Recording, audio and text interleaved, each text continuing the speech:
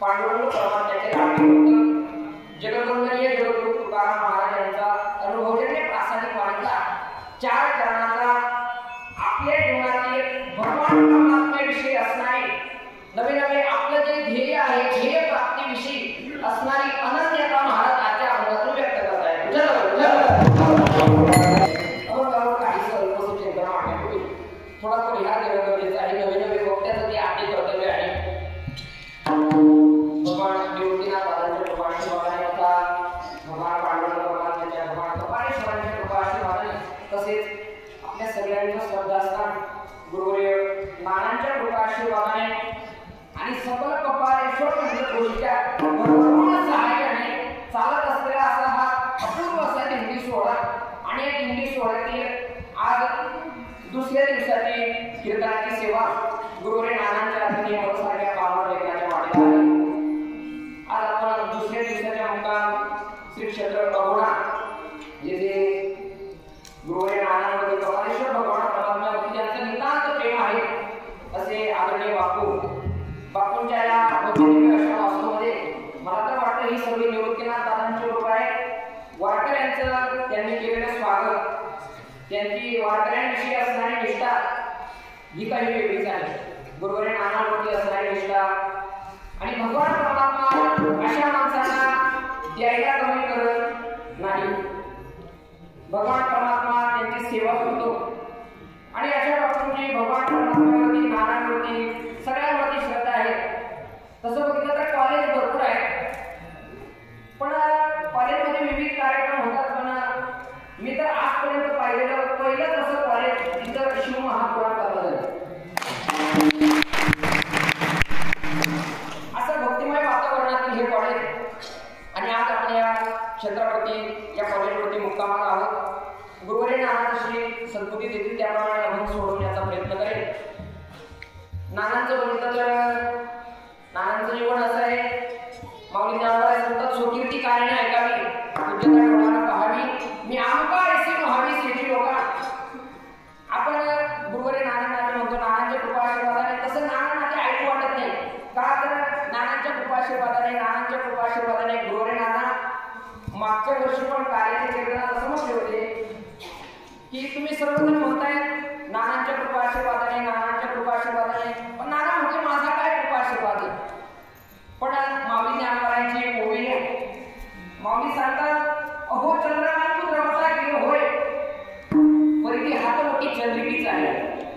आमच्यासाठी कितीतरी पामर लेकर बोलतायत, ही सगळी गुरुवर्य नानांची कृपा आहे. त्याप्रमाणे चंद्रकांत म्हणी पाझरतो, त्याला पाझरण्याची ताकद फक्त चंद्रामध्ये. तसं आमच्या सारख्यांना बोलवण्याची, तुमच्या सगळ्यांकडून सेवा करून घेण्याची ताकद ही फक्त नानांची ताकद आहे. नानांच्या चरणी एकदा विनम्र भावे अभिवादन करतो. तुम्हा सर्व श्रोते सज्जनांच्या चरणी नतमस्तक होतो आणि आजच्या सेवेकडे वळतो. जगद्गुरु तुकोबाराय आजच्या अभंगातून आपल्या जीवनातील भगवान परमात्म्याविषयी असणारी अनन्यता व्यक्त करतायत. अनन्यता मानवी जीवन म्हणतात की मानवी जीवनामध्ये अनन्यतेला अनन्य साधारण महत्व आहे.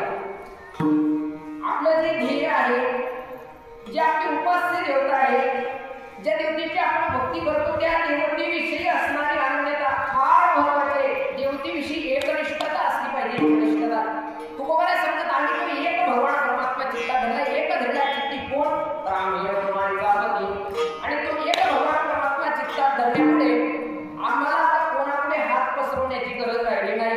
येणे घाले काम निवारणा गौरव संसाराचा जो भ्रम होता, हे जे जगत भासत होतं, तो भ्रम आता आमच्यातून निघून गेला. निवारणा गौरव आणि याच्यामध्ये 2 गोष्टी आमच्या जीवनात अशा झाल्या. महाराज म्हणतात परद्रव्य परणारी जाणी विषयाची एकरी, या 2 गोष्टी आमच्या जीवनात विषयाप्रमाणे झाल्या पडते. कोणत्या एक परद्रव्य दुसऱ्याचं धन आणि एक परणारी दुसऱ्याची स्त्री. तुम्हाला सुद्धा जर उत्तमरित्या परमार्थ करायचा असेल तर परमार्थ फार काही वेगळा करण्याची गरज नाही. फक्त या 3 गोष्टी करा. कोणत्या? पहिली गोष्ट आपली जी उपास्य देवता आहे, त्या देवतेची आपण भक्ती करतो त्याविषयी अनन्यता ठेवा. दुसरी गोष्ट दुसऱ्याच्या धनावर डोळा ठेवू नका. आणि तिसरी गोष्ट परणारी यावरती डोळा ठेवू नका. महाराज म्हणतात परमार्थ वेगळा करण्याची गरज नाही. तुका म्हणे फार नाही मागत व्यवहार. हा जरा अभंगाचा सरळ सरळ भाव अभंगाची पार्श्वभूमी तुमच्याकडे मांडू लक्षात आहे. काय केलं गुरु तुकोबारायांनी आपल्या जीवनात एवढं दिव्य केलंय की महाराजांचा एवढा नामघोष होतो, एवढा नामघोष होतो. कधी कधी दिंडीत चालताना असं वाटतं ज्या माऊलींना एक काळचं जेवण मिळणं अशक्य होतं त्या काळचे ब्राह्मण जेवण सुद्धा म्हणजे माऊलींना एक काळचं खाणं सुद्धा अशक्य होतं. आज त्यांच्या नावाने आपल्या ताटात पदार्थ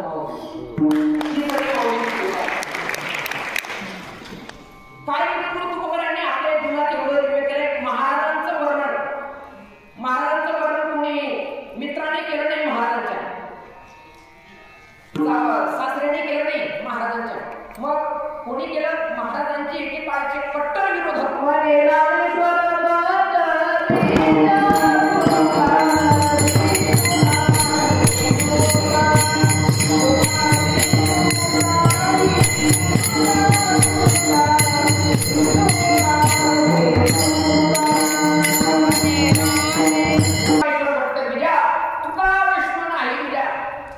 महाराजांचे एकेकाळचे कट्टर विरोधक असणारे रामेश्वर भट्ट पागोलीकर ते महाराजांचं वर्णन करतात की तुका विष्णू नाही तुझा, किंवा ते अजून वर्णन करतात की मागे अनेक कवी होऊन गेले. महाराज म्हणतात मागे कवीश्वर झाले थोर थोर नेले कलेवर सांगा ना. मागे अनेक कवी सोडून गेले. सदेह वैकुंठ गमन कोणी केलं? पहा, सासू जावयाचं वर्णन करेल विशेष नाही, मित्र मित्राचं वर्णन करेल विशेष नाही, आई मुलाचं वर्णन करेल विशेष नाही, पण विरोधकाने आपलं वर्णन करावं ही महाराजांच्या जीवनातील विशेषता आहे. आणि त्यामुळे आपण त्यांची आरती गातोय. आरती तुकारामा स्वामी तुकोबारायांची आरती झाली. तुका झाला समोर त्यानंतर कोणाची आरती नाही. तुकोबाराय शेवट तुकोबारायांची आरती झाली, नंतर कोणाची आरती नाही. महाराजांनी ही आपल्या जीवनात दिव्य केले. दिव्य सदेह वैकुंठ गमन केले. निरोबाराय म्हणतात तयार काळे देवी विमान पाठविले पडक्या काळाला मानव देह घेऊन निर्धामा दिले निळा म्हणे सकळ संताप पोषविले. तुकोबारायांच्या जीवनातील हे विशेष आहे. कधी तुम्ही कुठे एखाद्या पुढाऱ्याची आरती ऐकली का? पुढाऱ्याची आरती जे देव जे टाका दिला पैशांच्या बाबतीत बोलला असं ऐकलं पुढाऱ्याची आरती नाही, पण तुकोबारायांची आरती आहे. का तर संतांच्या जीवनामध्ये आणि सर्वसामान्य माणसाच्या जीवनामध्ये काही गोष्टी विशेष असतात. का सर्वसामान्य माणसाचं जीवन बघितलं की सर्वसामान्य माणसाच्या जीवनामध्ये द्विधा अवस्था प्रत्येकाच्या जीवनात आहे. द्विधा अवस्था म्हणजे हे करावं का ते करावं, हे करू का ते करू, न रक न परत, ना आल्या ना पल्या, तिकडचंही नाही तिकडचंही नाही, मग करावं काय? ही द्विधा अवस्था प्रत्येक माणसाच्या जीवनात आहे. शेतकरी जरी म्हटलं आपण शेतकरी असं म्हणतो तुरीत भेटेल का भुईमुगात भेटेल, कांद्यात भेटेल का मोठ्यात भेटेल. शेतकऱ्याच्या जीवनाची अवस्था आहे. किंवा त्या एका भावगीतात सांगितलंय सांगा मी काय करू, भक्ती करू का पोट भरू, सांगा मी काय करू. द्विधा अवस्था प्रत्येकाच्या जीवनात आहे. कबीर महाराज वर्णन करतात की एकदा एक चिमणी निघाली रस्त्याने. जाता जाता जाता जाता चिमणीला तांदळाचा दाणा दिसला. कशाचा? तांदळाचा दाणा दिसला. चिमणीने तांदळाचा दाणा उचलला. थोड्या अंतरावरती चिमणी उडत गेली. तिला तुरीची डाळ दिसली. कशाची? तुरीची डाळ दिसली.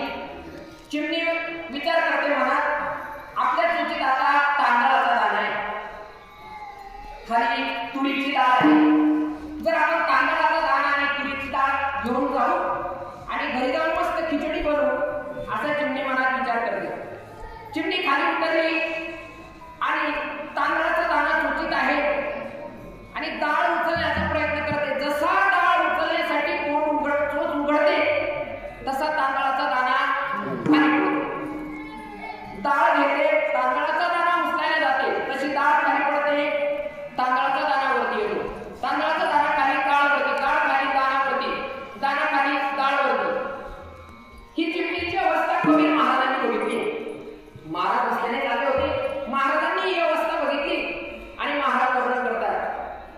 चिड़िया चावल रे चली बीच में मिली डाल चिड़िया दूध नावने को एक उठा एक डाल कबीरा एक उठा एक डाल मारंदा चिड़िया चावल ले चली बीच में मिली डाल चिड़िया दूध नावने को एक उठा एक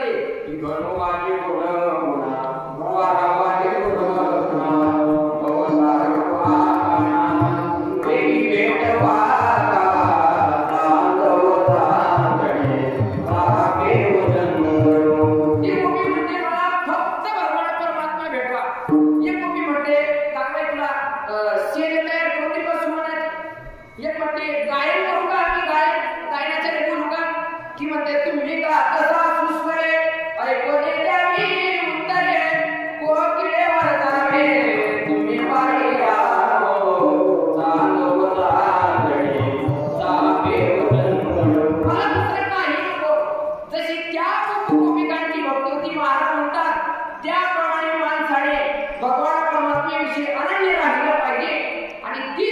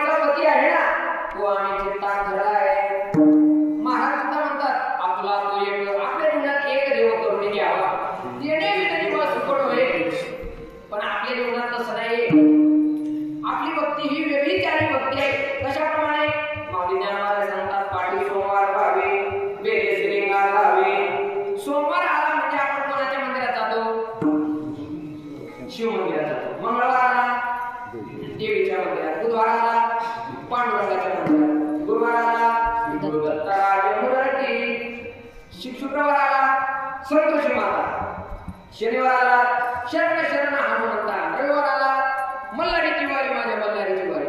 माऊली ज्ञानोबा सांगतात ऐसा अखंड भजन करी उगान हे क्षणवरी आगवे गावर वारी आहे जैसे माऊलींची भाषा.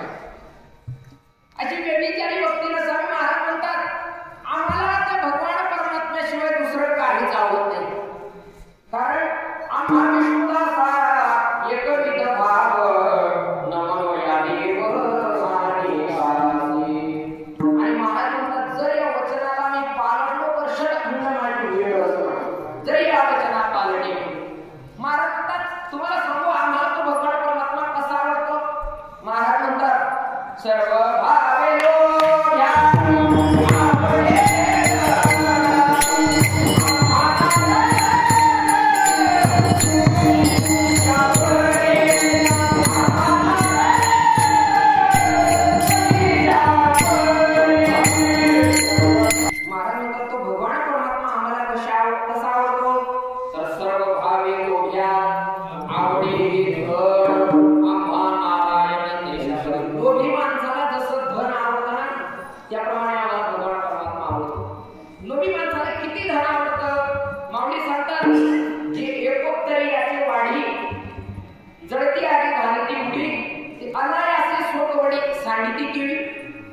माऊलींची भाषा आहे. एक माणूस अतिशय कंजूस माणूस, इतका कंजूस थोडक्यात सांगायचं झालं तर मक्खी ज्यूस. मक्खी ज्यूस या शब्दाचा शाब्दिक अर्थ जर काढला तर तुपात पडलेली माशी.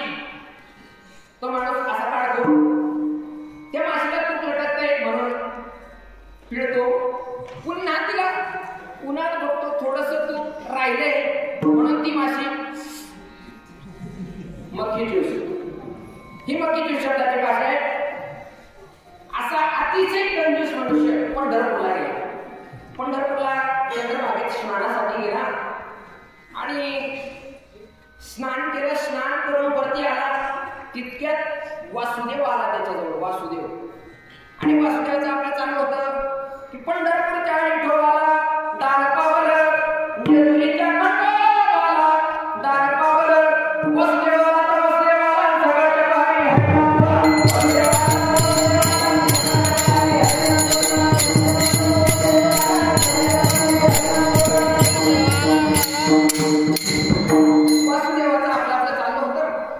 वासुदेव त्याच्या पुढे येऊन उभारायला म्हटले बाबा अरे दे काहीतरी.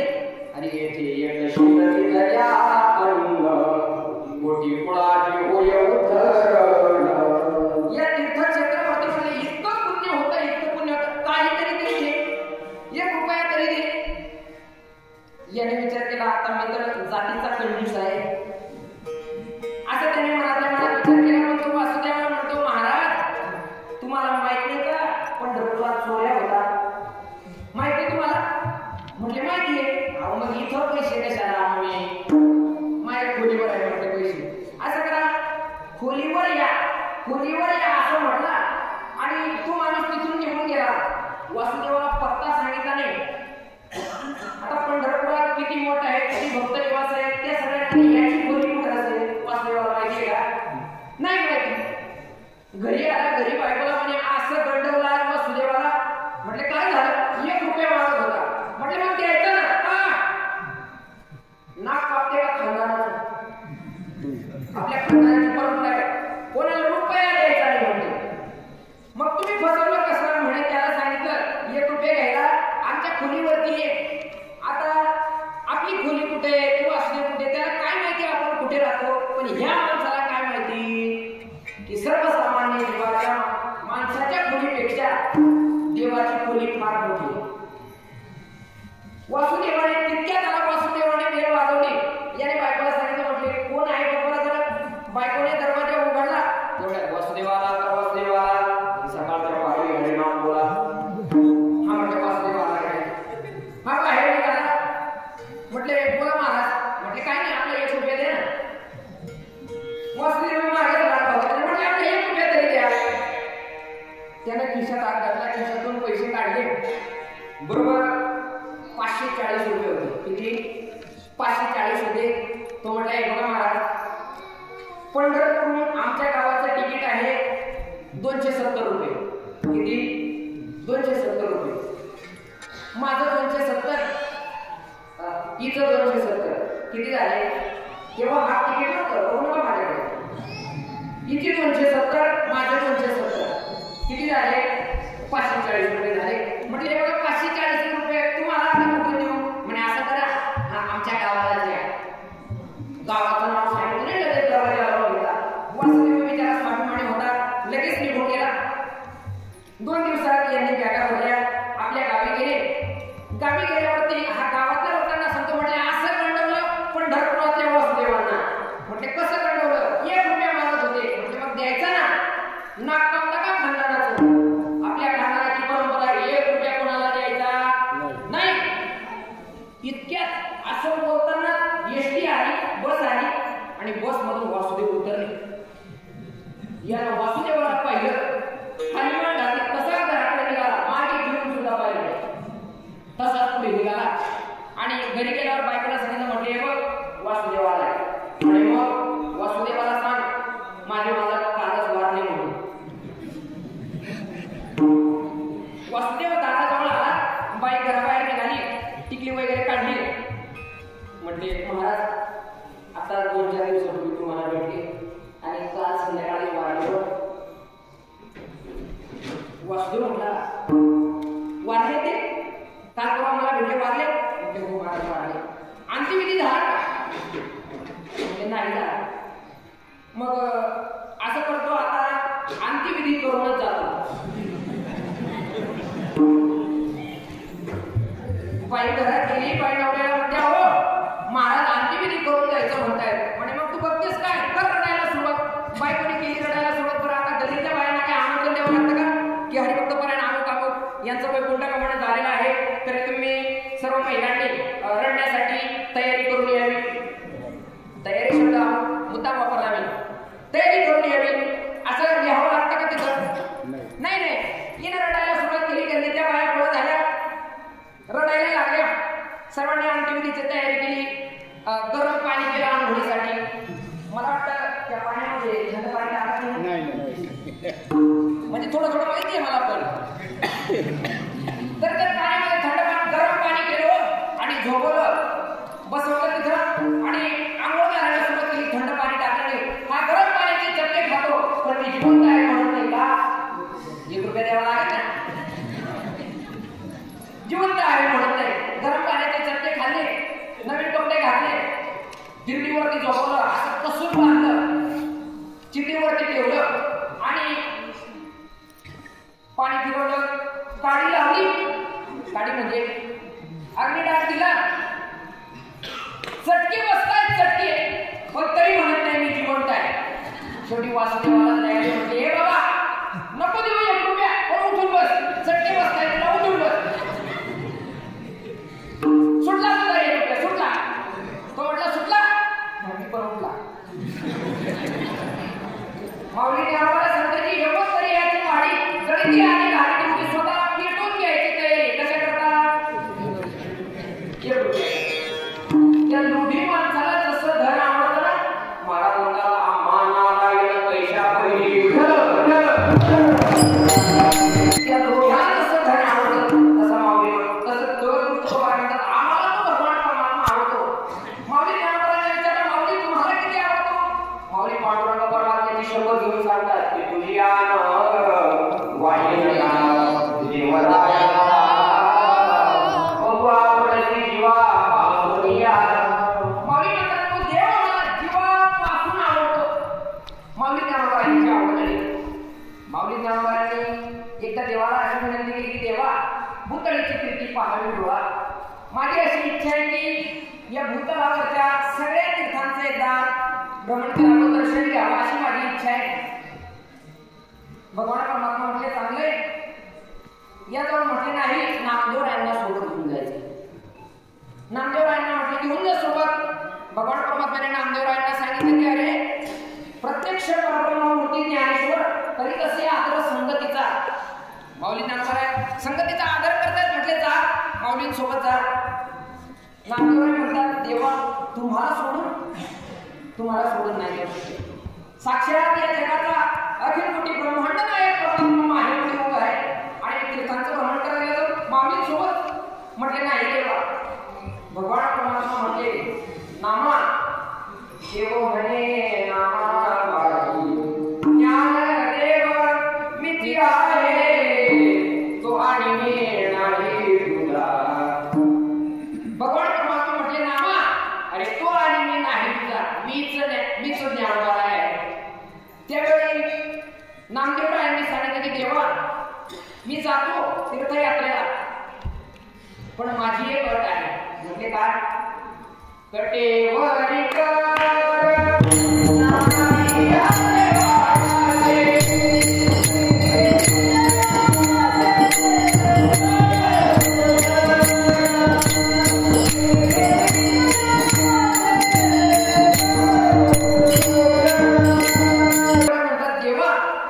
ज्या देवाचे कमरेवर हात नसतील ना मी त्या देवाचं दर्शन घेणार नाही.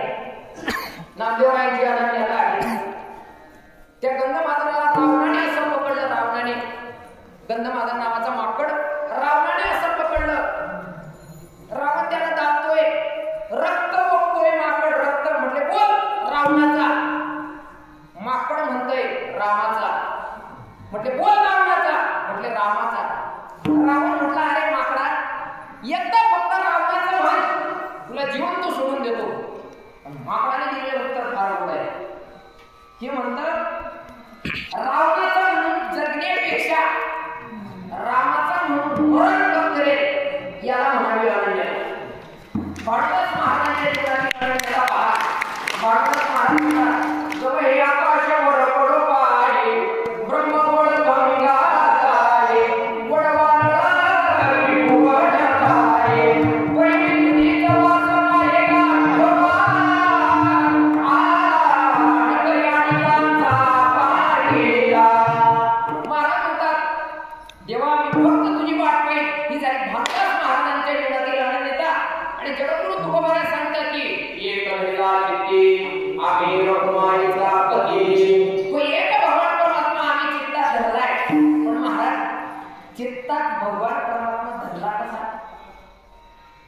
धरला या शब्दाचा मूळ अर्थ आहे धृधारयती म्हणजे धारण करणे.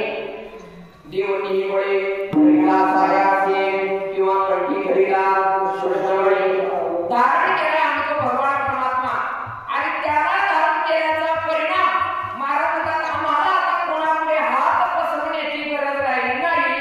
अभंग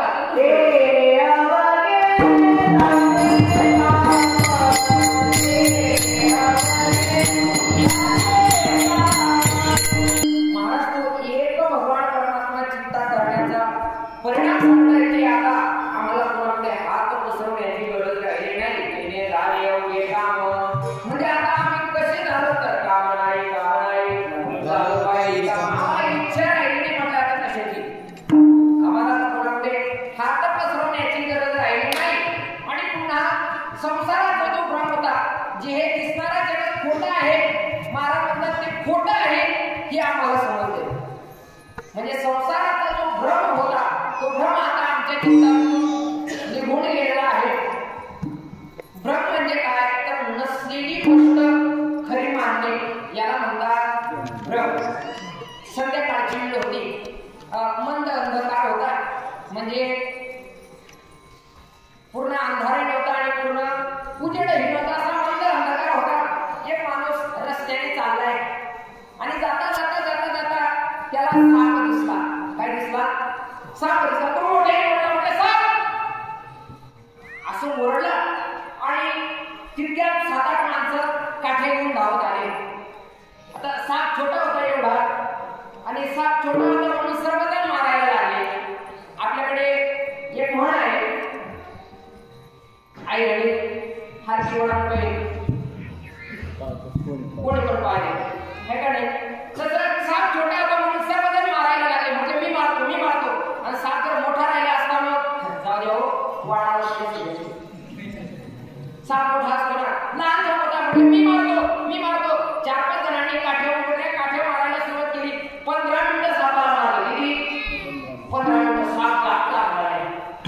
एक म्हातारा तिकडून आला म्हाताऱ्याने सोबत बॅटरी आणली आणि बॅटरी त्या सापावरती मारली. म्हातारा म्हटला येडे हो तो साप नाही म्हणे मग काय. म्हाताऱ्याने असा वरती उचलला. म्हटले साप नाही ती दोरी आहे. काय दोरी आहे दोरी.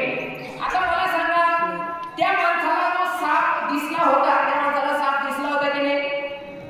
मग आता तो साप कुठे गेला बरं. दिंडीला कुठे गेला तो साप.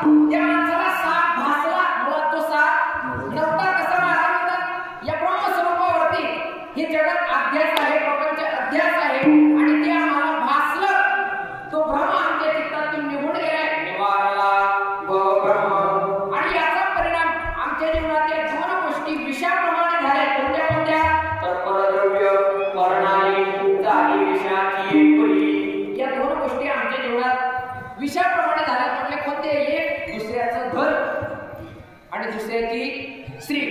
या दोन गोष्टी आमच्या जीवनात विषाप्रमाणे झाल्या. विषाप्रमाणे छत्रपती शिवरायांनी पाठवलेला नजराणा महाराजांनी परत केला. का विषाप्रमाणे झालं. आणि डोंगरावरती पाठवलेली स्त्री एकांतात पाठवलेली स्त्री महाराज तिला म्हणतात गाडी येऊन माते नगरी साड्यास आम्ही विश्वदास म्हणजे माते. त्या मातेने असं सांगितलं. म्हणजे महाराज मला तुमच्याशी लग्न करायचे. महाराज म्हणतात अगं बाई आम्ही विष्णुदास तैसे नव्हे नहो. महाराज शेवटी शेवटी सांगतात तू काय म्हणे तुझं पाहिजे राहतात तरी काय ना थोडे झाले. जर बाई तुला नवराच पाहिजे आहे तर मग देऊ गावाचा इतर गावाचा काही माणसं कमी आहेत. मीच का पाहिजे तुला. महाराजांनी असं का म्हटलं कारण परद्रव्य आणि परनारी झाली विषयाची परी जडून तुम्हाला नाटाच्या भागात सुद्धा सांगतात माणसाने या दोन गोष्टी तर त्याग केला पाहिजे. कोणता कोणता की तू केकरी भर द्यावा